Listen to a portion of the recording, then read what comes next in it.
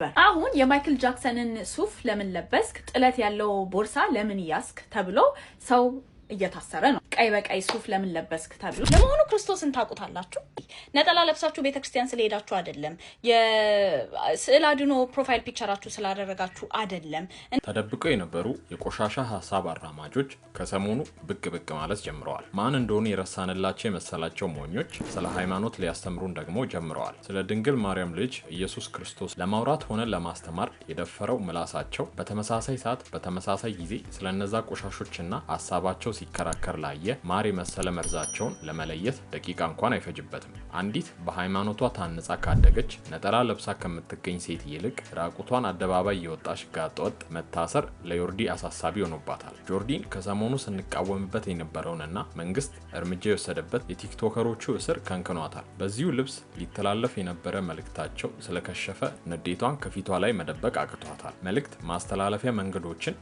እየተነጠቅን ነው ስትልም ቁጭቷን ትቀጥላለች አንድ መልእክት ማስተላለፊያ መንገዳችንን እየተነጠቀን ነው ይህ ደግሞ የለበሱትን የበግ ለምድ አጋልጦ ተኩላነታቸውን የሚያሳይ ነው ለመሆኑ በዚህ አለባበስ የሚተላለፈው መልእክት ምንድነው እንዲሁ ለሰይጣናዊ ርኩሰት ጥብቅና ለመቆም ያደረጉትን ርብርብ በስፋት እንዳስሳለን ለመሆኑ የሰሞኑ የአፈንጋጭ አለባበስና ልምምዶቹ ላይ የተወሰደው እርምጃ ለምን አናደዳቸው ለሚለው ጥያቄ መልስ አዘጋጅተናል ከዚህ በተጨማሪ ይሄን ሰይጣናዊ ርኩሰታቸውን ሀገራችን ላይ ለማስፋፋት ማነቆ የሆነባቸውን ሃይማኖትና ባህላችንን ምን ያደርጋል ምን ይጠቅማል ስትል ሁላችንም ወተን እርቃናችን እንድንሆንና ልክ እንደሷ ቆሻሻ ተግባር ውስጥ እንድንገኝ ግልሙትናዋን ትረጫለች ይህንን በሰሞኑ ጉዳይ ወጣ የተናገረችውን አሳፋሪ ጥሩ የሚመስል ክፉ ንግግሮቿን አበጥረን በማስረጃ እናስመለክታችኋለን እስከመጨረሻው በመቆየት በርካታ መረጃዎችን ያልመጡ ቪዲዮን ላይክ እንዲሁም ለሌሎች ሼር በማድረግ የእነዚህን ቆሻሾች ሐሳብ በማጋለጥ አብረውን ይቆሙ እያልን በቀጥታ ወደ ዝርዝሩ እንወሰዳችሁ በቅርቡ በተካሄደው የቲክቶክ ሽልማት ላይ የተስተዋሉ አንዳንድ መጥፎ ልምምዶችን በጋራ ስንቃወም የነበርነው ጉዳይ ነው ለዚህም በመንግስት በኩል መልካም ምላሽ ተገኝቶ በዚህ አስነዋሪ ድርጊት ውስጥ የነበሩ ቲክቶከሮች ላይ ምርመራ ተጀምሯል ነገር ግን ይህ የህዝብ ተቃውሞና የመንግስት እርምጃ አንዳንድ አካላትን ያስቆረፈና ሊቀበሉት ሊሆን አልቻለም በዚህ በቆሻሻ ሐሳብ የተጠመዱና ሀገራችን ውስጥ ይህን ብልግና ለማስፋፋት ሲሞክሩ አልሳካ ያላቸው ከተደበቁበት በመውጣት ካሉበት ባህር ማዶ የተለመደ አጥፊና በካይ ሐሳባቸውን መርጨት ጀምረዋል ይህ ደግሞ የለበሱትን የበግ ለምድ አጋልጦ ተኩላነታቸውን የሚያሳይ እንደ ሁሉ ጊዜ ማር የተለወሰበት መርዝ መሆኑ የታወቀ ነው በሴቶች ጥቃት ስም የሚመጡ ሴቶችን ወንድ ጠል በማድረግ ለራሳቸው የተመሳሳይ ጾታ አፍቃሪ እንደሆኑና ሴቶች እህቶቻችንንም ወደዛው ለማምራት ሳይተኙ የሚያድሩ አስመሳዮች ከሰሞኑ ደግሞ ስለ ወንዶቹ አለባበስ መከራከር ጀምረዋል የሚገርመው እነዚህ በቲክቶክ አዋርድ ላይ የቆሻሾችን ሐሳብ የሚገልጽ አለባበስ ይዘው የተገኙ ቲክቶከሮች ምንም እንኳን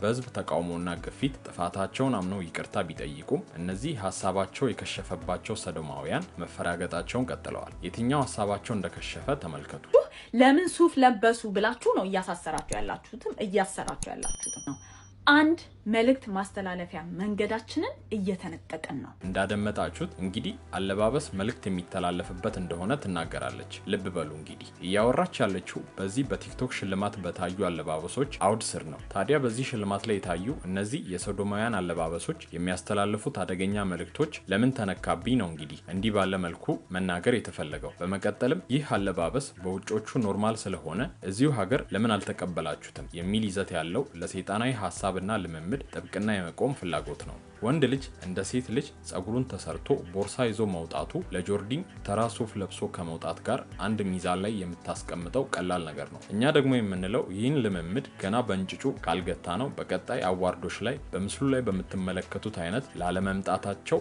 ምንም ዋስትና የለንም ነው የኛ ጥያቄ ይህ ብቻ አይደለም ትናንት በሴቶች ጥቃት ሽፋን ምን አይነት ብልግና እየተፈጸመ እንደነበረ የአደባባይ ሀቅ ነው ዛሬ ደግሞ እንዲሁ እንደ ኖርማል የታየው ያለባበስ ጉዳይ ነገ ምን አይነት ሰቅጣጭና ቀፋፊ ብልግና ይዞብን እንደሚመጣ የሰሞኑ የጋዜጠኛው ብልግና ማሳያ ነው በዚያ ያበቃም ስለ ሴቶች ጥቃት ሳታወሩ ስለ ሰዶማውያን ታወራላችሁ የሚል መከራከሪያም ታቀርባለች እንደ ህዝብም እንደ መንግስትም ፕራዮሪታይዝ የምናደርገው ነገር በጣም ነው የሚያስቀው ጦርነትን ሽፋን አድርገው እናቶችና ህፃናት ሳይቀር የደፈሩ ወታደሮችን በቁጥጥር ስር አውሎ ለህዝብ ሳያቀርብ ማለት ነው የሆነ አይነት አለባበስ የለበሱ ሰዎችን አሰር ያለው ምናምን ብሎ መንግስት እያወራ ነው ደጋግመን እንደምንለው በየትኛውም ቦታ በየትኛውም ተቋም የሚፈጸም ያስገድዶ መድፈር ሆነ የሴት ልጅ ጥቃት እንቃወማለን፣ መንግስትንም ቢሆን። በተመሳሳይ ጊዜ ደግሞ ወንዶች ልጆቻችንም እንዲደፈሩ እያደረገ ያለው የሶዶማውያንን እንቅስቃሴ እንቃወማለን፣ አለባበስንም ጨምሮ። ሁልጊዜም ቢሆን ፌሚኒዝም ሆነ ሶዶማዊነት የሚመጣው ይህን ጥሩ የሚመስል መርዝ ይዞ ስለሆነ። ዮርዲ ይህ ቆሻሻ ሀሳቧን ለማስረጽ የሃይማኖት ሀሳቧን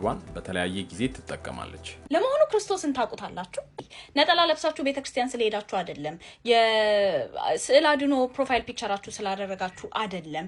አንድ ከፈጣሪ ትእዛዞች ያፈነገጠ በክርስቶስ ሀሳብ ላይ ሰይጣናዊ ብልግና የጨመረ ስለ ነጠላ መልበስ ትርጉም የማያውቅ ቢያውቅም የቀለለበት ሰው እንዲህ ቢዘላብድ አይገርምም። እኛ ይህንን ንግግሯን በጥያቄ እንመልሰዋለን። ለመሆኑ አንቺስ ክርስቶስን ታውቂዋለሽ? ካወቅሽስ ሰዶማዊነትን ክርስቶስ ይፈቅደዋልን? ነጠላ ለብሳ ከምትገኝና እንዲህ ለእርቃን ሩብ ጉዳይ ከምትለብስ የትኛዋ ይበልጥ ትውልዱን ታበላሸዋለች? ይህን ጥያቄ ባትመልስ እንኳን መልሱ የአደባባይ ሚስጥር ነው። ቅዱሱ መጽሐፍ እንደሚለው ሁላችንም ኃጢአት አለን። ነገር ግን እንዲህ ያለውን ፈጣሪ ይቅር የማይለውን የተመሳሳይ ጾታ ግንኙነት ሰዶማዊነት ላይ አንገኝም። ይህን ስንል ሰው ላይ ለመፍረድ አይደለም። ይህን የምንለው ሃይማኖት ስላለን ነው። ይህን የምንለው ሀገርም ስላለን ነው። ይህ ብቻ አይደለም። ጆርዲን ለዚች ልጅ አለባበስ ኤክስኪውዝ ለመስጠት የሄደችበት መንገድ በእጅጉ ያሳፍራል። መገላለጥ ባህላችን አይደለም ልትሉኝ አትችሉም።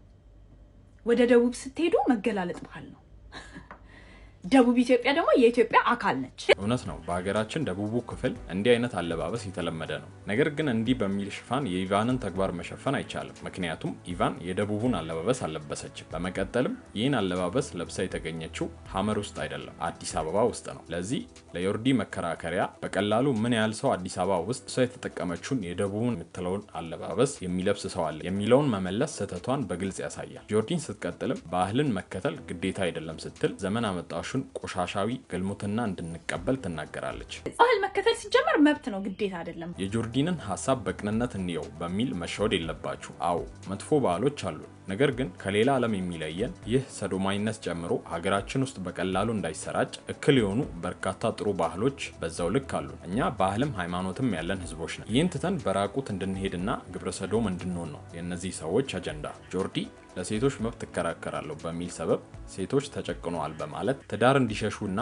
ትዳር ውስጥ ያሉትም እንዲፋቱ የምታደርግ ክፉ ሀሳብ የያዘች፣ እቅዷም እንደ ውጮቹ የሴት ለሴት ግንኙነት ለማስፋፋት እንደሆነ አብዛኛው ሰው ያምንበታል። ለዚህም ለወንድ ልጅ ያላትን አስተሳሰብ እንደ ምክንያት የሚያቀርቡ ጥቂት አይደሉም። ምንም እንኳን ዮርዲንን የሚቃወሟት በብዛት ወንዶች ቢሆኑም ግን የሚቃወሟት ሴቶች ቁጥራቸው ጥቂት አይደለም። ታዲያ በማር የተለወሰ መርዝ የያዘች በሚመስል መልኩ ለሴቶች የምትሟገት በመምሰል ክፉ ሰይጣናዊ ሀሳብ እንዳላት ከተረጋገጠ ቆይቷል። ሾልኮ በወጣው ምስልና ቪዲዮ እቅዷ ሁሉ ግልጽ ሆኗል። ከተመሳሳይ ጾታ ጋር ወሲብ እንደምትፈጽምም በራሷ አንደበት ስትናገር ተመልክተናል። ከዚህ ያለፈ የተመሳሳይ ጾታ ፍላጎቷ የሰይጣናዊነቷን መልክ ፍንትው አድርጓል። ጆርዲ ከአንድ ሴት ጋር ብቻ ሳይሆን በርካታ ሴቶችን ለዚህ ለመስማት እንኳን በሚከብደው ክፉ ልምምድ ውስጥ ከታቸዋለች። እንግዲህ እንደ ማህበረሰብ እንደ ሃይማኖትም የማይደግፈውን የተመሳሳይ ጾታ ግንኙነትን ለማስፋፋት ተልዕኮ ያላትን ሴት ነው እንግዲህ አንዳንድ ሰዎች ስትደግፉ የምናየው። አሁን ላይ ስማርትፎኖችን ይዘው ቲክቶክ የሚጠቀሙ የማህበረሰብ ክፍሎች ከ18 እስከ 25 የእድሜ ክልል ላይ